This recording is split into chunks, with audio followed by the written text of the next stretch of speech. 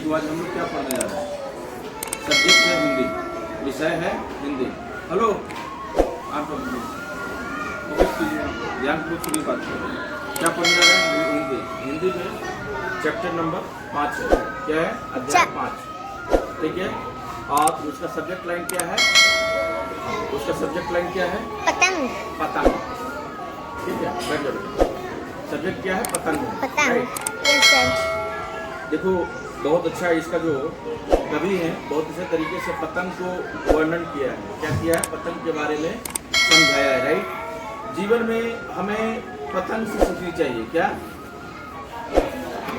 जीवन में हमें पतंग से सीखना चाहिए। उसकी जो कार्यशैली है, उसकी जो कार्य पद्धति है, उससे भी सीखने की आवश्यकता है। बड़ा कवि जो कविता है उसमें बड़ा मार्मिक ढंग से समझाया। राइट। देखो कह रहा है, गुनगुन धूप तोड़ लाती है, गुनगुन धूप तोड़ लाती है, सूरज से मिलकर आती है, कितनी प्यारी लगे पतंग, अंबर में चकरी खाती है। कहती है गुनगुन धूप तोड़ लाती है। राइट। सूरज से मिलकर के आती है। जब हम पतंग उड़ाते हैं ना तो वो ऐसा लगता है कि सूरज से मिल रहा है, जाकर के धूपों से मिल रहा है।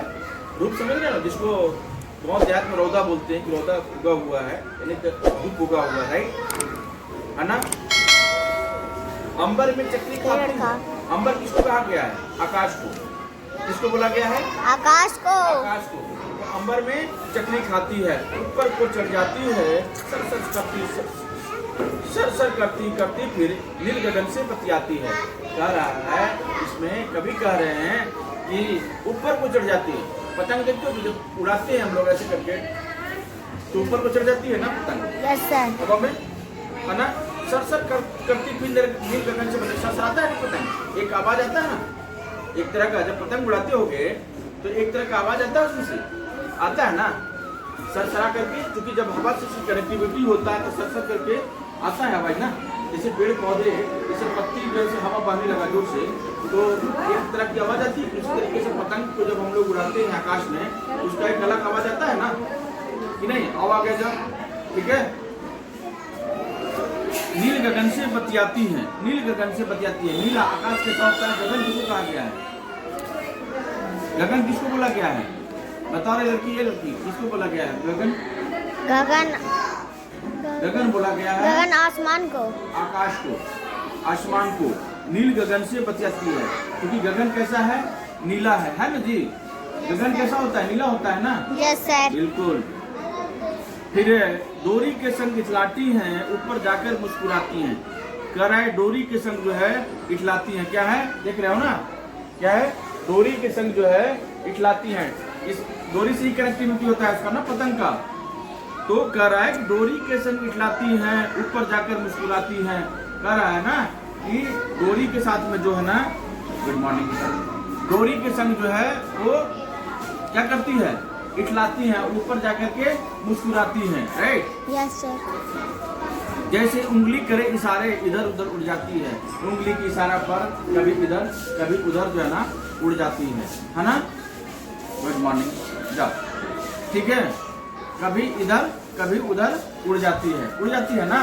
Yes sir. नहीं उड़ती है? Yes sir. यस सुनो। Yes sir. है ना। हाँ। कभी काटती कभी कट जाती है, कभी काटती कभी कट जाती है ना। क्या है? कभी काटती और कभी कट जाती। होता क्या है कि जब एक दूसरे से देखते होगे ना, ठीक है, एक दूसरे को देखते होगे तो क्या होता है? कटता है ना। डोरी एक दूसरे से जब कनेक्ट करता है तो कभी कट जाता है ना। उड़ाते उड़ते उसकी डोरी काटो, पतंग उसको बोला पतंग को काटना, वो पतंग को काटना है, होता है ना। बिना सहारा हो जाने पर कटी पतंग कहलाती है। कभी कभी काटती कभी कट जाती है, आवारा उड़ जाती हैं। बिना सहारे हो जाने पर कटी पतंग कहलाती है। जब वो कट जाती है तो क्या होता है? बिना सहारा हो जाता है, वो गिर जाती है ना। Yes sir. तेज हवा से फट जाती हैं, बंद हवा में गिर जाती हैं। जब हवा तेज होता है तो क्या होता है? फट जाती है ना। क्या होता है? फट जाती है, बंद हवा में गिर जाती है। जब हवा बंद हो जाता है तो वो सीधे धरती पे धड़ाम से गिर जाती है। उठना गिरना जीवन का क्रम, उठना गिरना जीवन का क्रम बात हमें यह समझाती है। कह रहा है कभी कि उठना और गिरना जीवन का एक क्रम है, यह हिस्सा है। ठीक है, क्या है? जीवन का क्रम है, यह हिस्सा है। ठीक है, और इस तरीके का प्रॉब्लम होता है ना। और जीवन में हमें इस जो पतंग है, इन पतंगों से कुछ न कुछ सीखनी चाहिए, सीखना है ना जीवन में। एक समय तुम्हारा ऐसा आएगा। देखो अब इस कहानी, इस कविता से हम लोग क्या सीखे बताओ?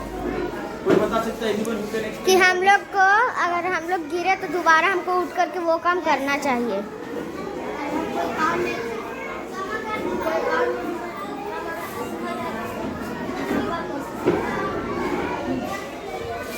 बिल्कुल बिल्कुल, यदि हम किसी काम में असफल हो जाए किसी कारण से, तो हमें हड़बड़ाना नहीं चाहिए, घबराना नहीं चाहिए, बशर्ते कि बिल्कुल हमें संघर्ष करने की जरूरत है और उन चीज़ों से हमें सीखने की आवश्यकता है। राइट, ये सुनो, यही जो पतंग है ना, इस पतंग से हम लोग सीखते हैं।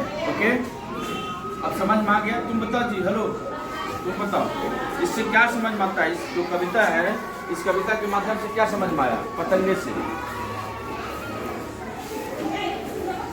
खड़ा हो, जोर से बोलो,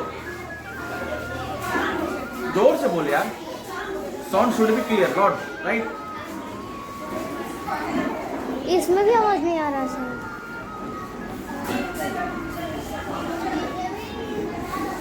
जोर से बोलो ना जी, डरते हो जोर से बोलने में? अरे घबराना नहीं है, कितनी बार बोले भाई, यहाँ पर कोई प्रॉब्लम थोड़ी ना है, यहाँ पर सीखने आए हो ना।